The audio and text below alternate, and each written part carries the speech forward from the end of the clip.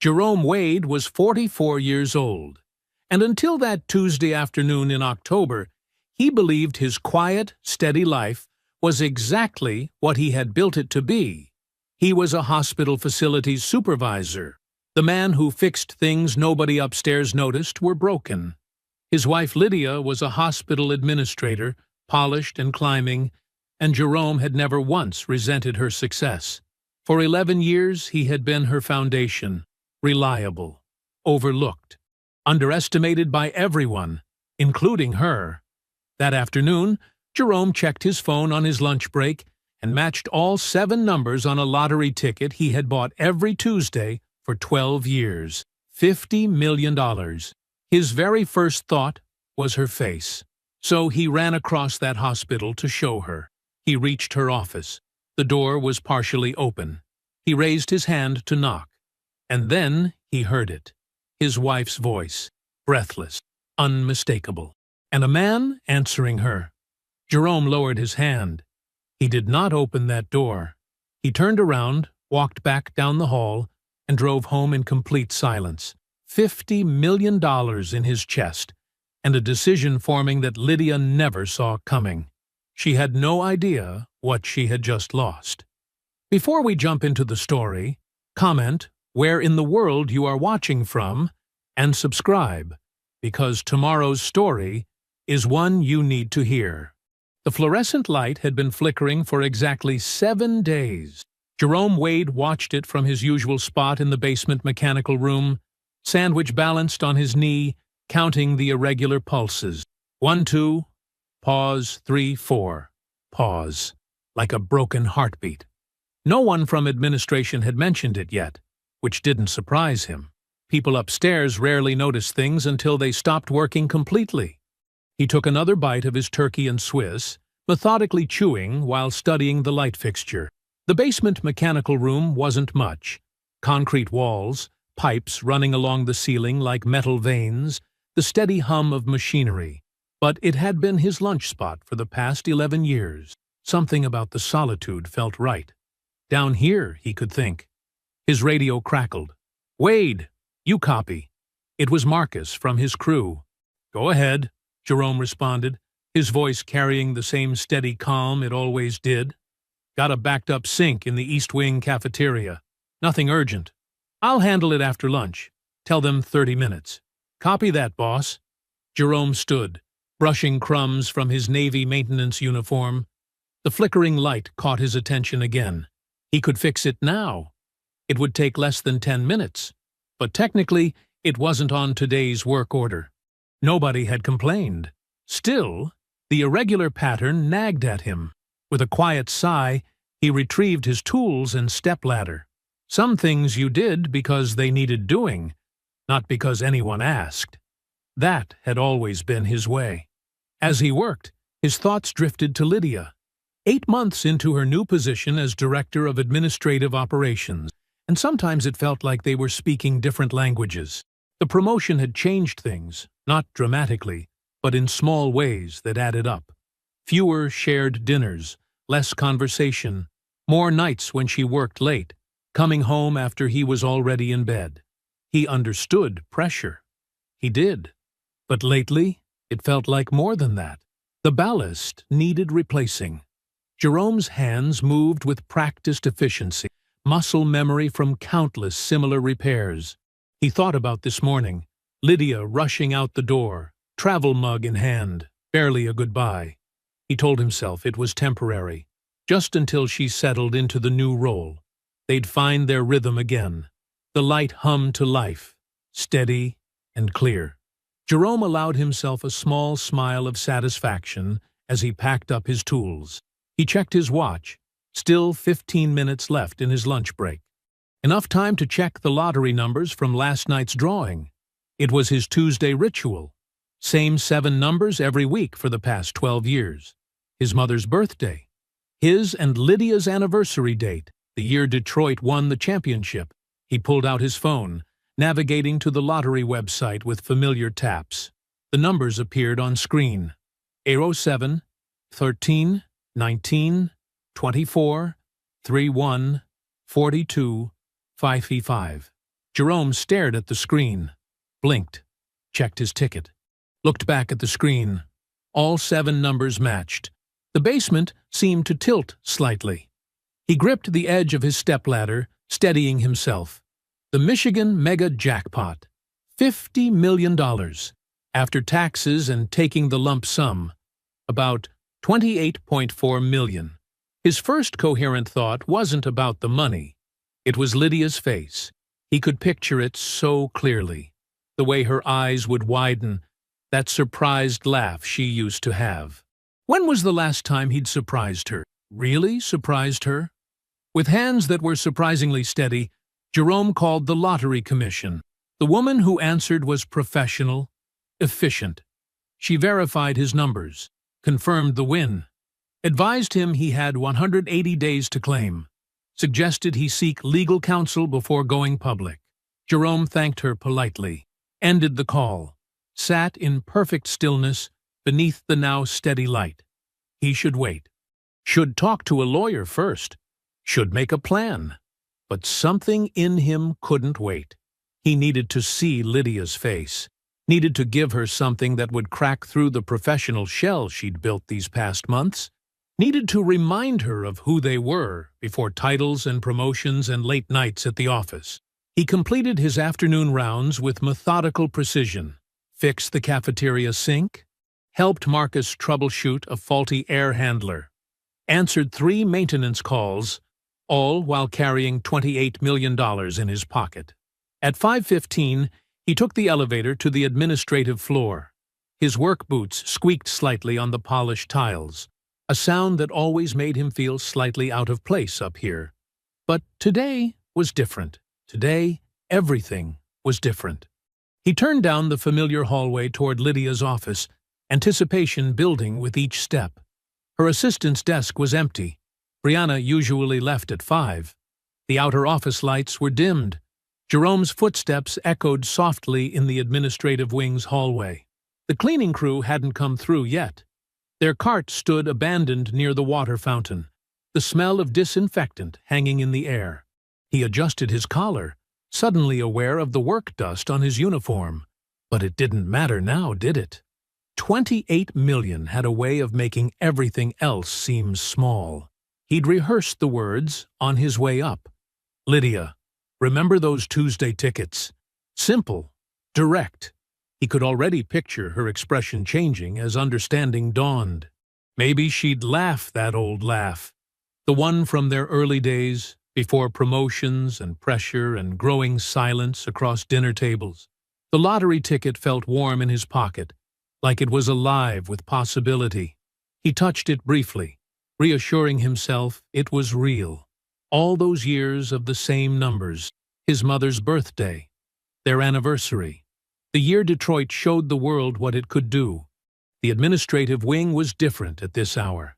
During the day, it hummed with importance, clicking heels, urgent conversations, the rustle of papers and soft chime of elevator doors. Now it felt abandoned, most offices dark behind their glass walls. Brianna's desk sat empty, her computer screen black, her cardigan draped over her chair. She always left precisely at 5, efficient even in her departures. Jerome approached Lydia's office. The door was partially open. Not enough to see inside, just a wedge of light spilling onto the carpeted hallway. He could smell her perfume, the new one she'd started wearing recently. "Just for myself," she'd said when he'd noticed.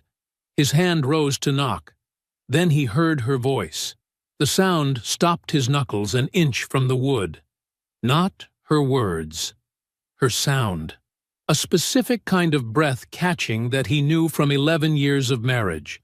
His arms stayed frozen, suspended between motion and stillness, while his mind tried desperately to reject what his body already understood. "Please," he thought, "please let me be wrong." A man's voice came through the gap. "You feel so good." Low, satisfied, possessive. The kind of voice that knew it owned what it was touching. Jerome's hand lowered slowly to his side. He stood there, perfectly still, while the world rearranged itself around him. The lottery ticket burned against his thigh. 20 minutes ago, it had felt like a key unlocking their future. Now it felt like a cruel joke, running across the hospital with a miracle, only to find his wife making love to another man. He did not open the door, did not need to see what he could hear with devastating clarity. Instead, he stepped back, turned, and walked away with the same measured pace he'd approached with. His boots made no sound on the carpet. The stairwell door closed behind him with a soft click. He descended 11 flights mechanically, counting steps the way he counted everything. At the bottom, he collected his bag from his locker, clocked out, and walked to his car. His hands were steady on the steering wheel all the way home. The driveway looked the same. The house looked the same. Everything looked exactly as it had this morning, when the world still made sense. Jerome sat in his car, engine off, staring at the garage door he'd repainted last summer. Lydia had helped him choose the color. He cried then, briefly and quietly, his forehead resting against the steering wheel. He allowed himself exactly 5 minutes. Then he wiped his face, got out of the car, and went inside to make dinner. The kitchen light clicked on. Chicken was thawing in the fridge. He'd taken it out this morning, planning to make Lydia's favorite recipe. He considered throwing it away, then decided against it. Instead, he moved through the familiar motions, seasoning, preheating, preparing sides. The routine felt strange, like speaking words in a language he'd just discovered was dead. At 7:15, he heard her key in the lock. Lydia entered, freshly composed, hair smoothed, lipstick perfect, professional mask firmly in place. She smiled the smile she'd been giving him for months now.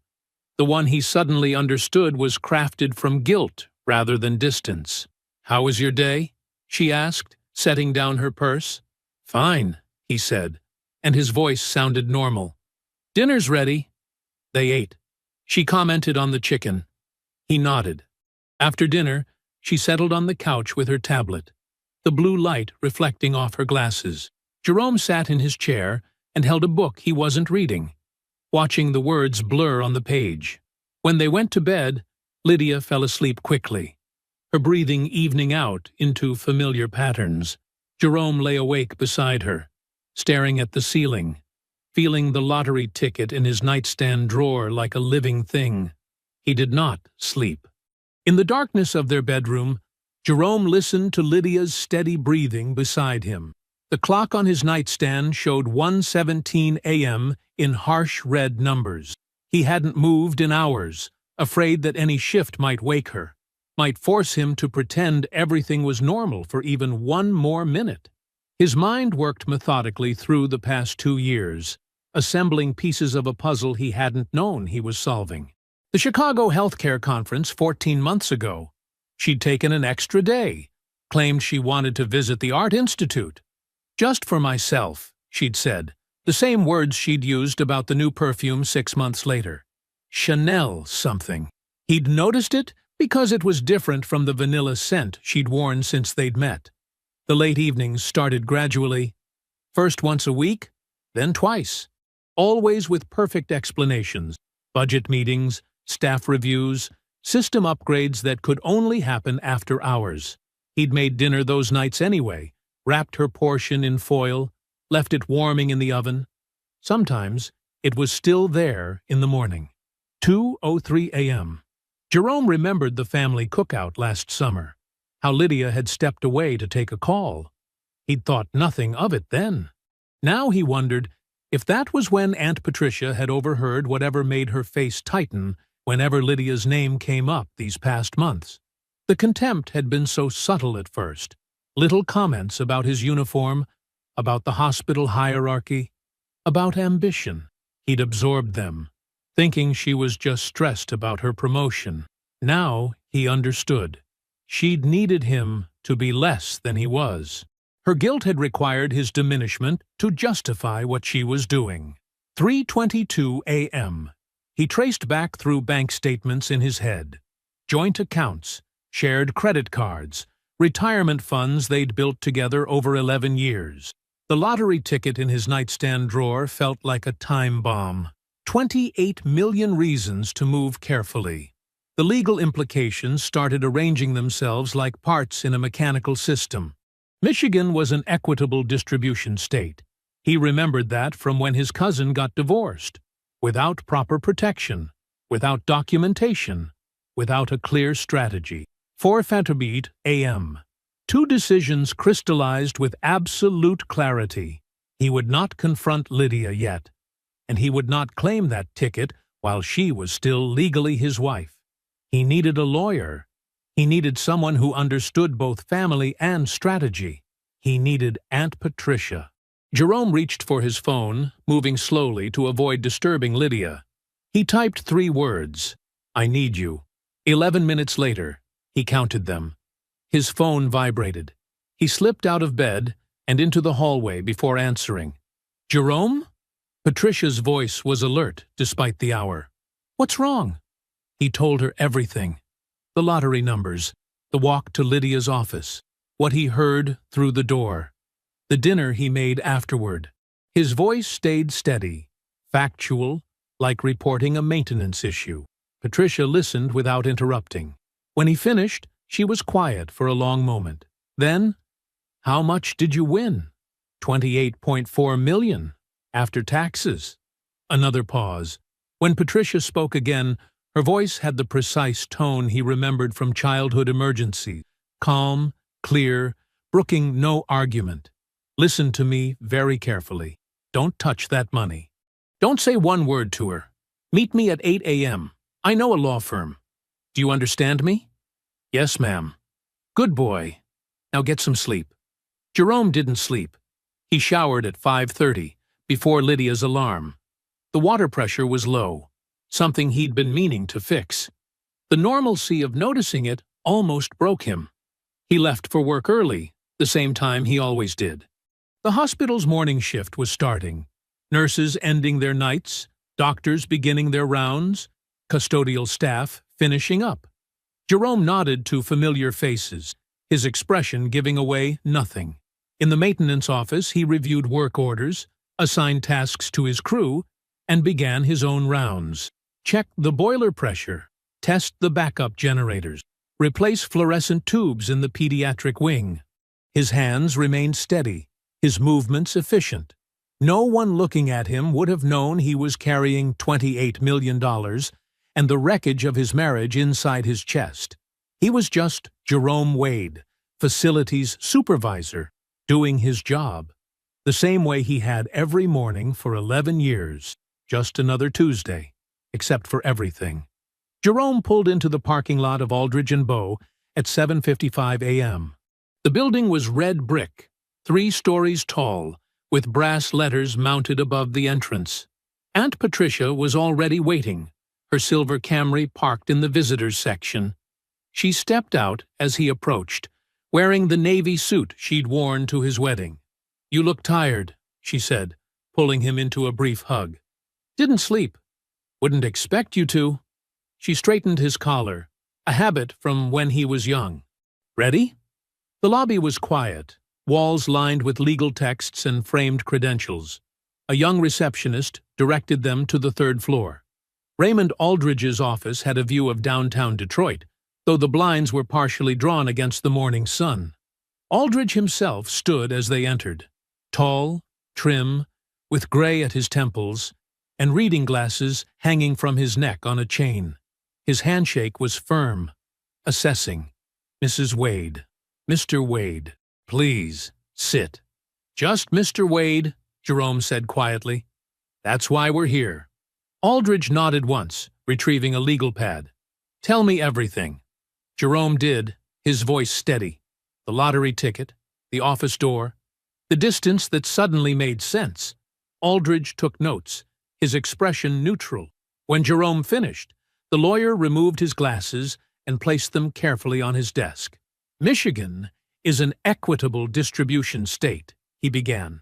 "In a typical divorce, marital assets are divided based on multiple factors: length of marriage, contributions of each spouse, fault if proven.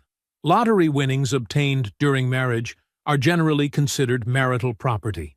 Jerome felt something tighten in his chest. Aldridge held up one finger.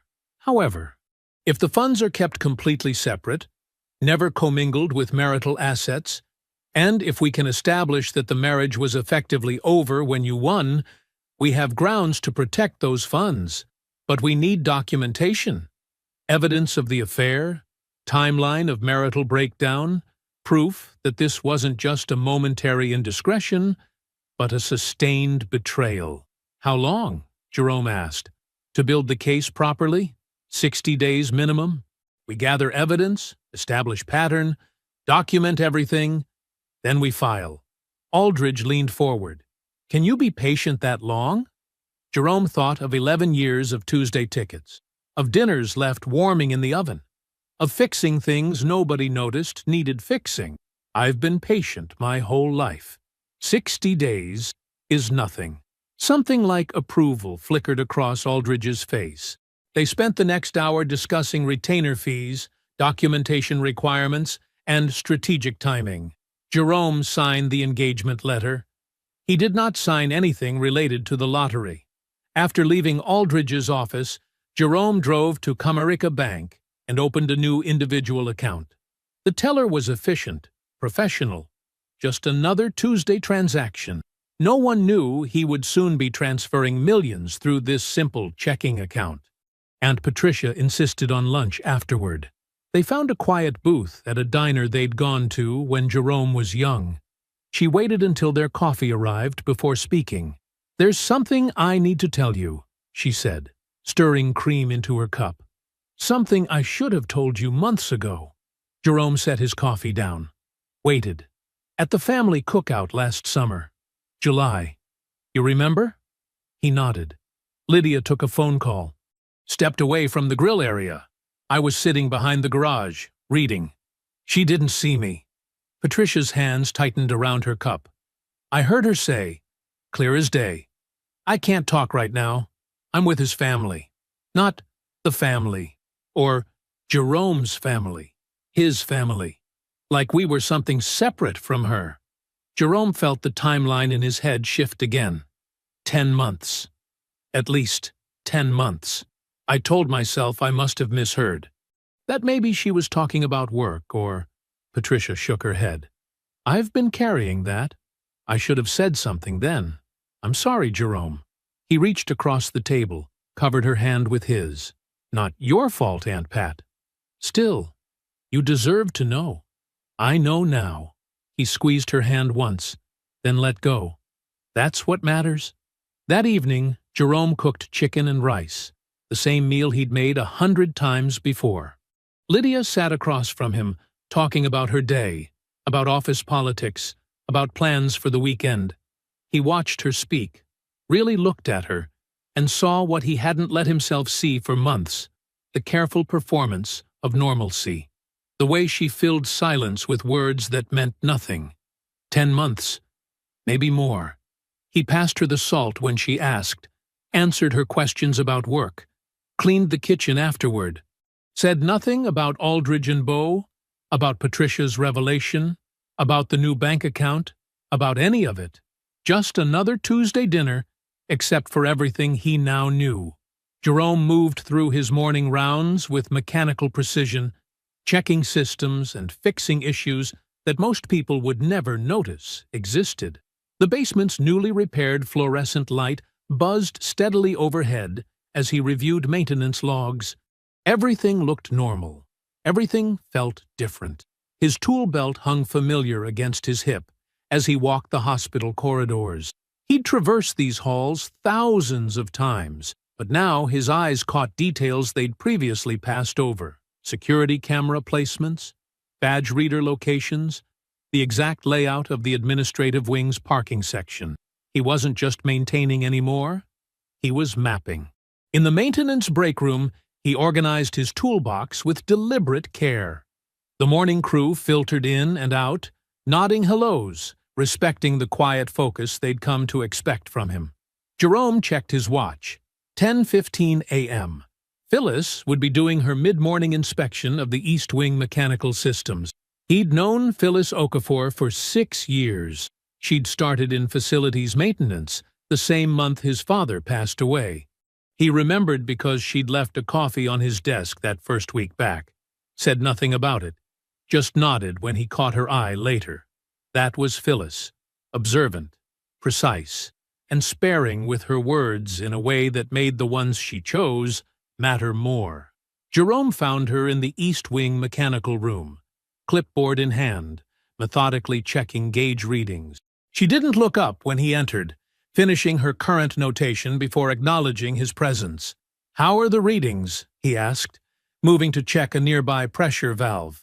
"Within range." She made another mark on her clipboard. "Second floor units running a little hot, but nothing critical." Jerome adjusted the valve slightly, waited. The quiet between them was comfortable, professional.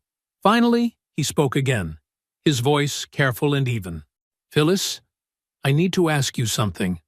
She set her clipboard down and turned to face him fully. "Waiting. You ever seen my wife with anyone?" The fluorescent lights hummed overhead. Phyllis's expression didn't change, but her hands stilled completely on her clipboard. The silence stretched for nearly 30 seconds before she answered. "Twice," she said finally. "In the parking garage, level B2. Jerome kept his voice steady. "When?" "First time was about 4 months ago. Second time was 3 weeks back." Phyllis picked up her pen, set it down again. "Dark green Audi A7. Not hospital staff. I know most of the administrative vehicles. This one had Grand Rapids plates." Jerome absorbed this. "You see the driver?" "Second time." Phyllis's eyes met his directly. White male, mid-40s, 6 feet approximately. Athletic build. Light brown hair, expensive haircut. Navy suit, no tie. Tan briefcase with silver hardware. Designer watch. Looked like a Rolex, but I was too far to be certain. He held the car door for her. Familiar gesture. Not their first time. The precision of her observation struck him. Phyllis had always noticed everything. It was what made her excellent at her job. She'd been holding this information, waiting to be asked. Time of day? Both times around 5:30 p.m. After most administration clears out. Jerome nodded once. "Thank you." Phyllis stepped closer, lowered her voice. The second time, he had a vendor badge. The kind they give pharmaceutical reps for scheduled meetings. That was the final piece. Jerome knew the hospital's vendor protocols. Pharmaceutical representatives had to register their visits, document their meetings, log their badge access. There would be records. He turned to leave. Phyllis's hand touched his arm briefly, a gesture of solidarity so quick it might not have happened. Then she picked up her clipboard and returned to her readings. Their conversation concluded as definitively as a door closing. Within the hour, Jerome had accessed the hospital's public vendor directory through his maintenance terminal. The pharmaceutical companies were listed alphabetically, with sales representatives assigned to each account. He found what he was looking for under Midwest Medical Solutions. Grant Holloway, Regional Sales Director, based in Grand Rapids, primary contact for hospital pharmaceutical contracts. Monthly scheduled meetings with administrative operations, Lydia's department. His company profile photo showed exactly what Phyllis had described. Mid-40s, athletic build, expensive haircut. The kind of man who would drive an Audi A7 and wear a Rolex. The kind of man who would hold a car door for someone else's wife in a basement parking garage at 5:30 p.m. Jerome closed the directory window. He had a name now, a face, a professional connection that created legitimate reasons for building access and scheduled meetings. Everything else, the timing, the car, the watch, the familiarity, was just confirmation of what he'd heard through that office door. He returned to his rounds, moving through the hospital's arterial systems with the same steady competence he'd always shown. But now he had another piece of the architecture. Not of the building's mechanics, but of his wife's carefully constructed separate life. He saw Phyllis once more that day, passing in the corridor. She nodded professionally. He nodded back. They never spoke of it again. The morning sun filtered through Raymond Aldridge's office windows, casting long shadows across his mahogany desk. Jerome sat in the same chair he'd occupied days before, his posture unchanged, his voice steady, as he relayed what Phyllis had told him about the green Audi and its driver. Raymond listened without interruption, making occasional notes. When Jerome finished, the attorney leaned back slightly. "This gives us a documented professional connection. That's useful. But we need more." He opened his desk drawer and withdrew a business card. "I recommend we bring in someone who specializes in this kind of documentation. Bernadette Solis, former insurance fraud investigator, now private. She's methodical, discreet, and her findings hold up in court." Jerome studied the card. "How long?" "Give her 3 weeks. She'll build you a timeline that'll stand up to any scrutiny." Jerome nodded once and took the card. By that afternoon, he was sitting across from Bernadette Solis in her small but immaculate office. She was 49, sharp-featured, with reading glasses hanging from a chain around her neck. She asked precise questions and took detailed notes. "I'll need 3 weeks," she said, echoing Raymond's estimate. "During that time, change nothing about your routine. Perfect normalcy is your best coverage." Jerome understood. For the next 3 weeks, he maintained exactly that. Perfect normalcy. He came home at his usual time. He asked about Lydia's day. He noticed when she mentioned being tired and offered to cook. He even fixed the loose cabinet hinge she'd complained about 2 months ago, the one that creaked whenever she reached for her coffee mug. Lydia noticed the hinge repair, commented on it over dinner. "You finally fixed it. Had some extra time," Jerome said, passing her the salt before she asked for it, the way he had for 11 years. Every evening, they performed their practiced domestic choreography. She watched her tablet shows. He read his books. They went to bed at their usual time. And every morning, somewhere in the city, Bernadette Solis accumulated evidence of the life that existed outside their careful routine. 3 weeks later, Jerome sat in Raymond's office again. Bernadette laid out her findings with professional precision, each document in a labeled folder, each claim supported by multiple sources. "The relationship began approximately 22 months ago," she said, opening the first folder. "Grant Holloway was the pharmaceutical vendor lead on the hospital's medtech software rollout. Your wife was the administrative project lead. They had legitimate reason for regular contact. She produced hotel records, parking receipts, timestamps from badge access logs. The personal relationship developed within the first 2 months of the project. The second folder contained email records. 18 months ago, your wife created a secondary email account. Bernadette detailed the dating app activity, the correspondence patterns, the careful scheduling. A parking garage attendant had identified Lydia's photo without hesitation, remembered the green Audi. Then Bernadette opened the third folder, and Jerome felt something shift permanently in his chest. 8 months ago, your wife retained divorce counsel. She named the firm, provided consultation dates. Her most recent appointment was 3 weeks ago. The timing appears coordinated with an anticipated promotion to VP of Operations, which would significantly improve her financial position in a settlement. Jerome absorbed this in silence. Then he turned to Raymond. "If she had filed first, before I knew anything, what would she have gotten?" Raymond outlined it carefully. Michigan's equitable distribution laws, the length of the marriage, the timing of the lottery win, the claims her counsel could have made. The share would have been substantial. Jerome sat with this knowledge for a long moment. When he spoke, his voice was very quiet. "She wasn't leaving me. She was harvesting me." Raymond didn't disagree. Jerome's next words were measured, final. "Then, we don't leave anything on the table." The drive home felt longer than usual. Jerome parked in his driveway and sat in the darkness of his car, looking at the house he'd maintained for 11 years. The porch light was on. Lydia must be home. Through the kitchen window, he could see her moving around, probably starting dinner. 22 months, almost 2 years of coming home to this house, fixing things, buying lottery tickets, lying beside her in their bed. 8 months of her planning an exit strategy, timing it to extract maximum value. The quiet rage he felt wasn't at the affair itself. It was at the calculation behind it. The patient, methodical way she'd planned to strip him down to whatever she could legally take.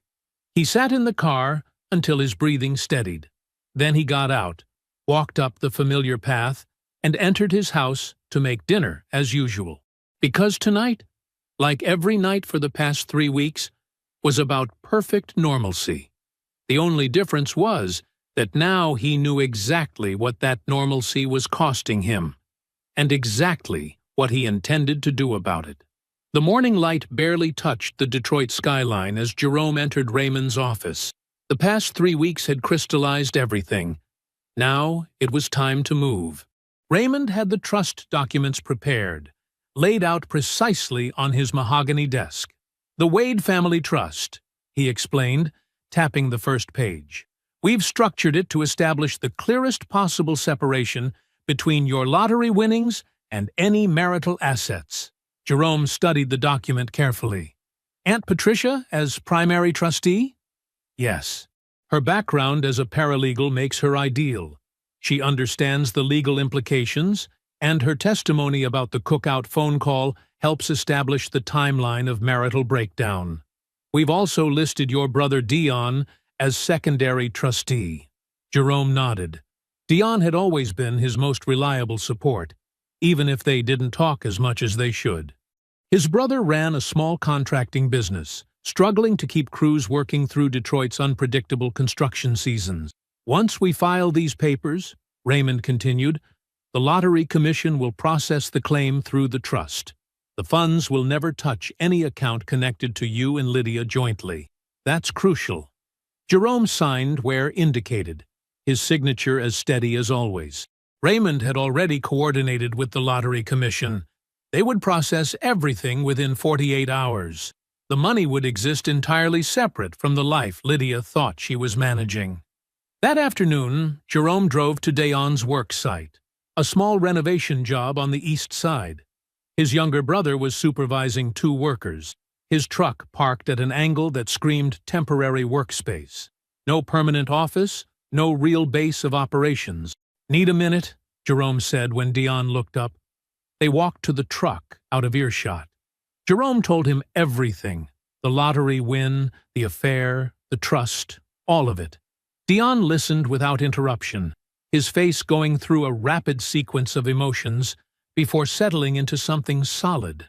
30 seconds passed in silence. Then, "Tell me what you need." "Need you as secondary trustee on the family trust. And need you to know I'm about to make some moves." Dion nodded once. "I'm with you." Jerome had already identified the property. A small commercial building in a developing area, perfect for a contracting business to operate from. The trust purchased it in cash 3 days later. When Jerome handed Dion the keys, his brother's hands shook slightly. "This is yours to build from," Jerome said simply. Life at home continued its careful choreography. Jerome fixed things, cooked meals, maintained his shifts at the hospital. Lydia moved through their shared spaces with practiced ease, unaware that everything had shifted beneath the surface. Then came Saturday morning. Jerome was loading the dishwasher, a task he'd performed thousands of times in exactly the same way, when Lydia entered the kitchen. Her posture suggested she'd rehearsed this. "That's not how those bowls should go," she said, her voice carrying a practiced edge. Jerome continued loading, saying nothing. "This is exactly the problem," she continued. "We never go anywhere. We never do anything. You're content just existing here." Jerome straightened up slowly, studying her. He could see it now. The way she was building toward something, laying groundwork she thought he couldn't recognize. "Jerome," she said, her voice softening into something that would have felt genuine 3 months ago. I just don't think we want the same things anymore. I think we've grown apart." The words hung in the kitchen air. Jerome felt something settle into place. Not anger, not grief, but a pure, crystalline finality.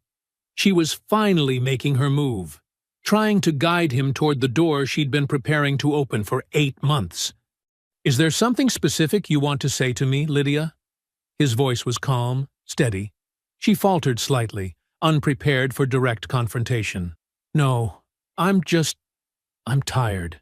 Jerome nodded once. "Okay."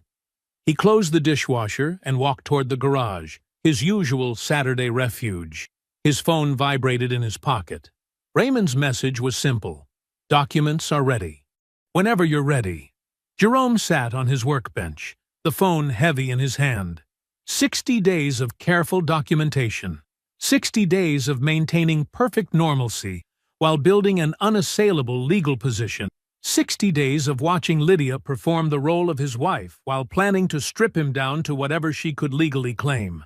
He typed one word in response. "Tonight." Through the garage door, he could hear Lydia moving around the kitchen, probably feeling satisfied with how she'd managed the morning's conversation.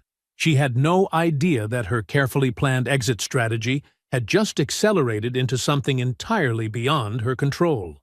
Sunday morning arrived with a crisp October chill. Jerome woke early, moving through the house with practiced quiet, while Lydia slept.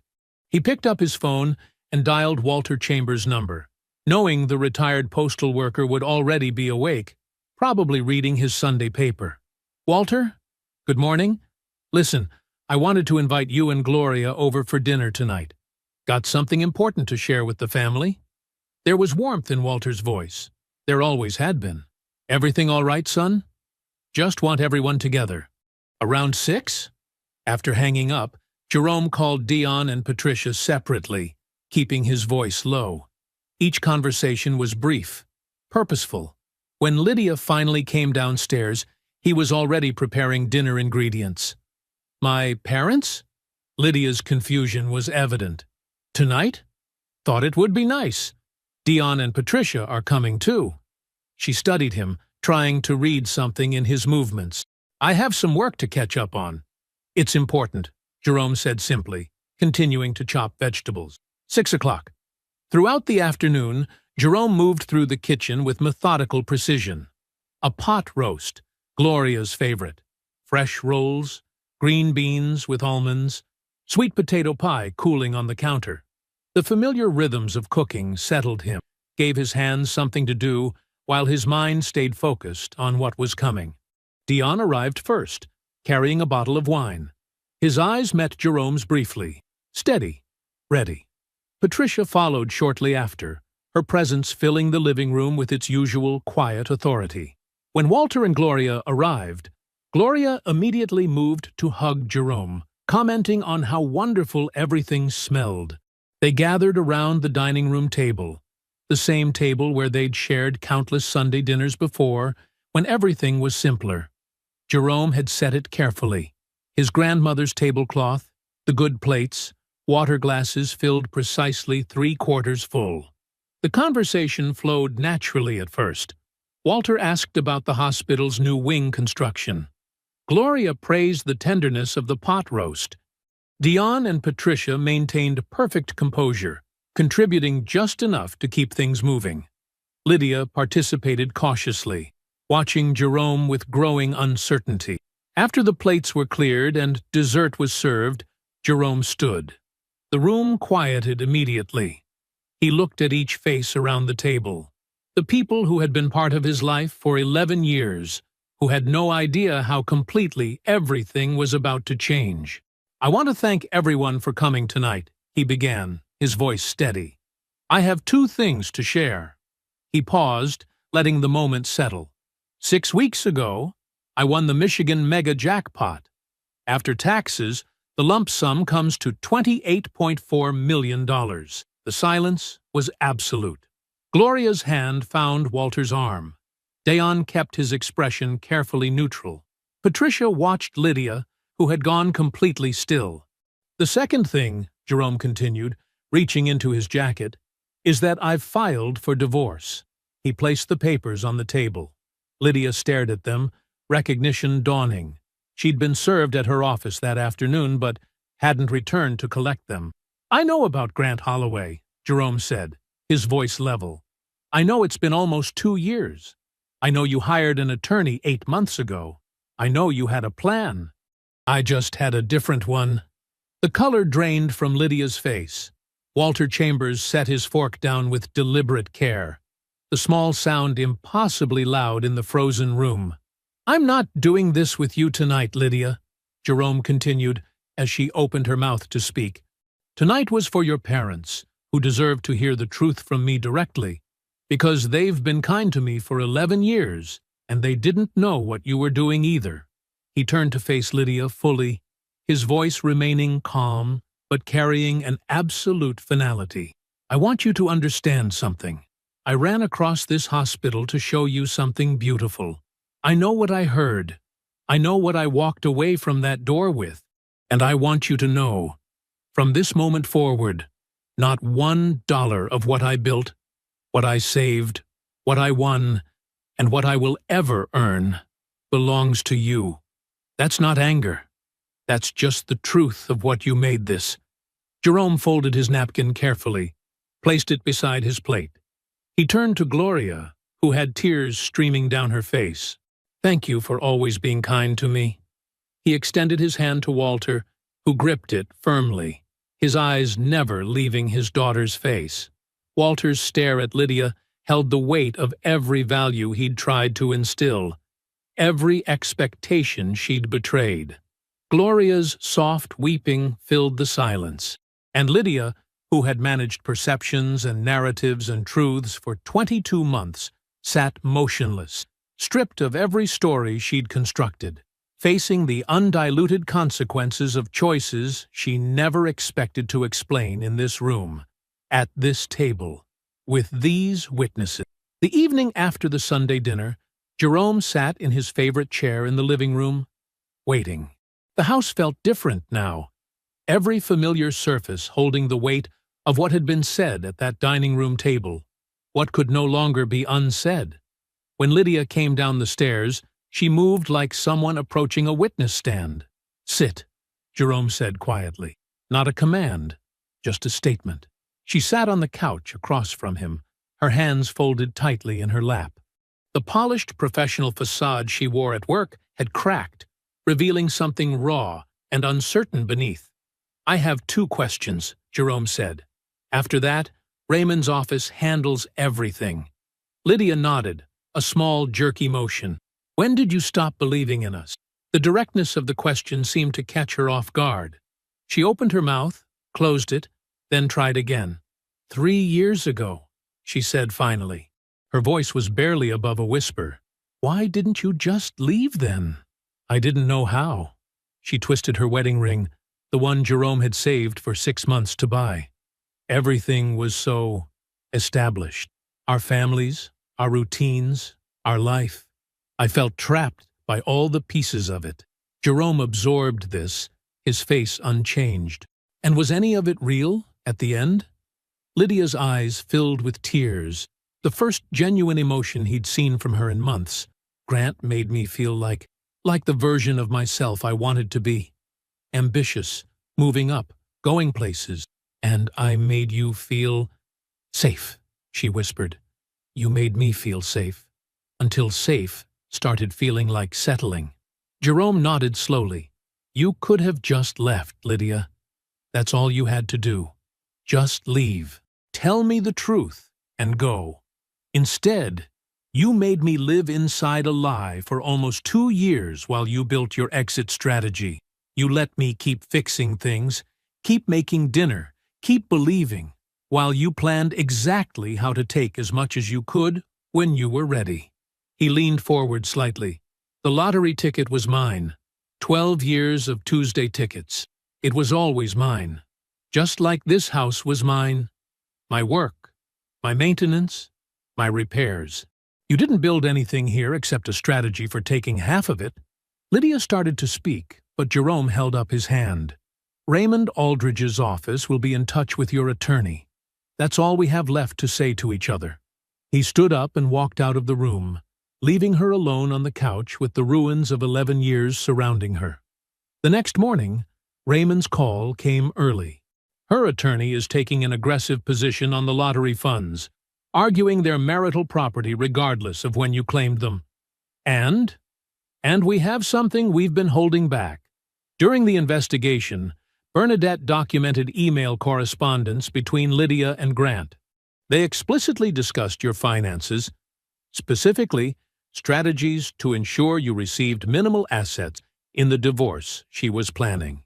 Jerome sat very still, absorbing this final betrayal. Not just the affair, not just the secret attorney, but actively strategizing with her lover about how to leave Jerome with as little as possible. "Use all of it," Jerome said quietly. Raymond deployed everything.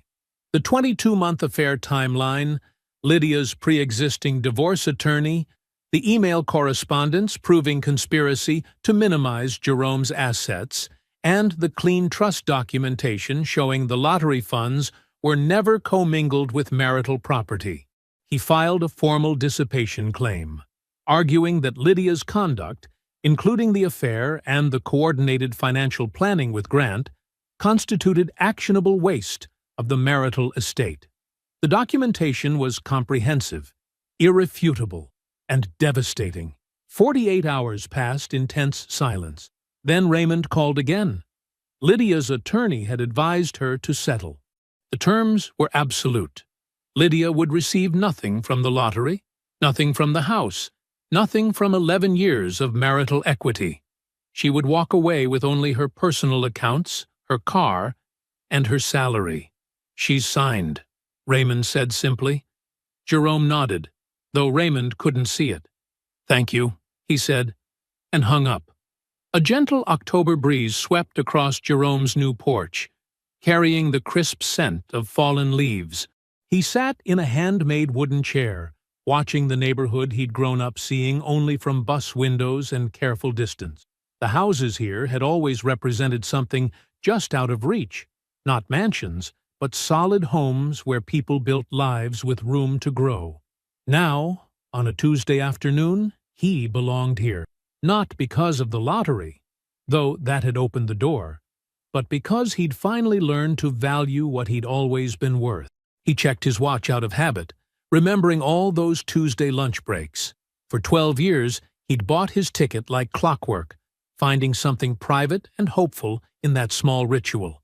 Today, he felt no urge to continue the tradition. The ritual had served its purpose, not just in the winning, but in showing him exactly who he was when everything broke open. His phone buzzed. A text from Dion, with photos of their newest work truck. Pristine white, with Wade contracting, in bold letters along the side. The fourth in their fleet. Jerome smiled, remembering how his brother's hands had shaken when they'd signed the lease on their building 8 months ago. Now they ran 2 full crews, with Dion managing operations and actually paying himself a real salary for the first time in his contracting career. Another message came through, this one from Aunt Patricia, showing him the final confirmation for her March flights to Ghana. She'd talked about visiting the coast there since Jerome was a kid, always putting it off because something else needed fixing. Someone else needed help. The photo showed her beaming, holding up her passport. Some dreams, Jerome had learned, just needed the right moment to bloom. He set his phone down and looked at the scholarship announcement from his old high school. 3 students a year would get full rides to trade programs, plumbing, electrical, HVAC, whatever path they chose. He'd insisted on keeping his name off it, letting it stand as simply the Trade Futures Fund. The first recipients would start next fall. The neighborhood grapevine had kept him informed about the aftermath, though he never went looking for those stories himself. Grant Holloway's wife Diane had received Raymond's professional courtesy notification about the documented vendor relationship. Their marriage ended within weeks. Grant's company, facing liability concerns over the conflict of interest, didn't renew their hospital contract at the next cycle. Lydia remained in her director position, but the VP promotion she'd built her plans around evaporated during the HR review triggered by the vendor investigation. Her professional capital, so carefully accumulated, had turned to smoke. She still walked those administrative hallways, but the trajectory she'd betrayed everything for had stalled permanently. Jerome stood up and walked inside to his garage workshop. Wood shavings covered the floor around his latest project, a coffee table in progress. His first completed piece stood in the living room, a dining table that had taken 6 weeks to build. It wasn't perfect. The joints showed his learning curve, and one corner sat ever so slightly higher than the others. But it was entirely his, built by his hands with no one else's approval needed. He ran his fingers along the edge of the coffee table he was working on, feeling the spots that still needed smoothing. Woodworking had found him gradually over the past year.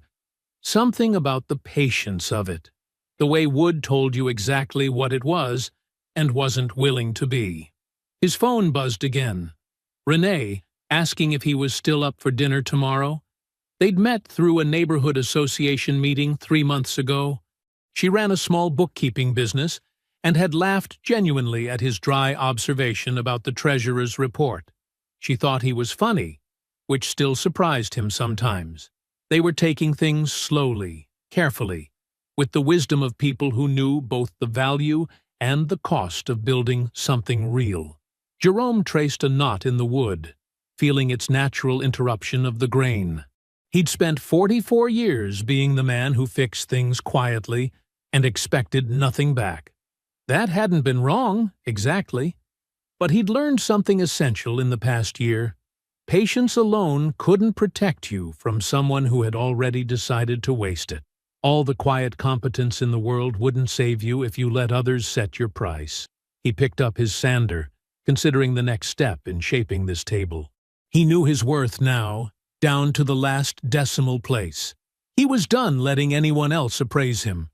I hope you enjoyed that one. Be sure to like the video and subscribe so you don't miss the next story. I've picked out 2 more for you that I think you'll really like.